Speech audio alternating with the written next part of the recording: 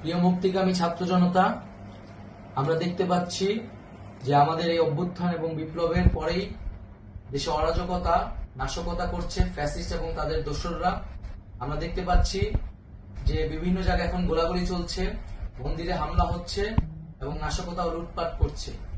আমরা মনে করি আমাদের যে ছাত্র নাগরিকদের অভ্যুত্থান তাকে নস্যাৎ করার জন্যই পরিকল্পিতভাবে এই ধরনের ঘটনা হচ্ছে।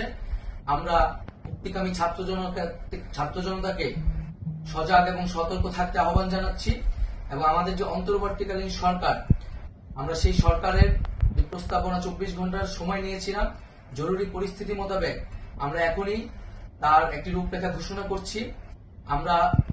আমরা সিদ্ধান্ত নিয়েছি যে সর্বজন গ্রহণযোগ্য আন্তর্জাতিক খ্যাতিসম্পন্ন নোবেল পুরস্কার বিজয়ী ডক্টর মোহাম্মদ ইউনূসকে প্রধান উপদেষ্টা করে অন্তর্বর্তীকালীন সরকার গঠন করা হবে এবং ডক্টর মোহাম্মদ ইউনূসের সাথেও আমাদের কথা হয়েছে।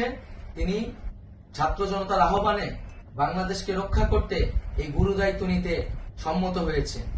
আমরা সকালের মধ্যেই আমরা এই সরকার গঠনের প্রক্রিয়া দেখতে চাই। রাষ্ট্রপতির কাছে আহ্বান থাকবে যে দ্রুত সময়ের মধ্যে ডক্টর মোহাম্মদ ইউনূসকে প্রধান উপদেষ্টা করে অন্তর্বর্তীকালীন সরকার গঠন করা হোক এবং এই অন্তর্বর্তীকালীন সরকারের বাকি সদস্যদের নামও আমরা সকালের মধ্যে ঘোষণা করব। প্রিয় বন্ধুগণ, দেশে যে অরাজকতা চলছে, মানুষের জীবনের নিরাপত্তাহীনতা চলছে, সেজন্য আমরা রাষ্ট্রপতির কাছে আহ্বান জানাচ্ছি দেশে আইন শৃঙ্খলা পরিবেশ ফিরিয়ে আনার জন্য দ্রুত সময়ের মধ্যে কার্যকর ব্যবস্থা নিতে হবে এবং আইন শৃঙ্খলা বাহিনীকে সহযোগিতা করার জন্য মুক্তিকামী ছাত্র জনতাও রাজপথে থাকবে এবং অন্তর্বর্তীকালীন সরকার গঠন না হওয়া পর্যন্ত মুক্তিকামী ছাত্র জনতাকে রাজপথে থেকে তাদের যে অভ্যুত্থান, সেই অভ্যুত্থানকে রক্ষা করতে হবে। প্রিয় বন্ধুগণ, আমরা রক্ত দিয়েছি, শহীদ হয়েছি।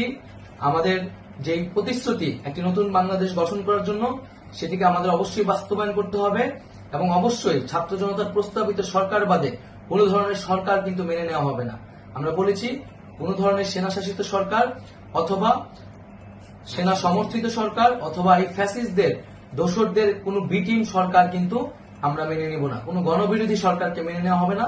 ছাত্র জনতার অভ্যুত্থানকারী যে প্রস্তাবিত সরকার, অন্তর্বর্তীকালীন সরকার, যেটা আমরা সিদ্ধান্ত উপনীত হয়েছি ডক্টর মোহাম্মদ ইউনূসকে প্রধান উপদেষ্টা করে এই সরকার গঠন করা হবে, সেই সরকারকেই বাস্তবায়ন করতে হবে অবিলম্বে।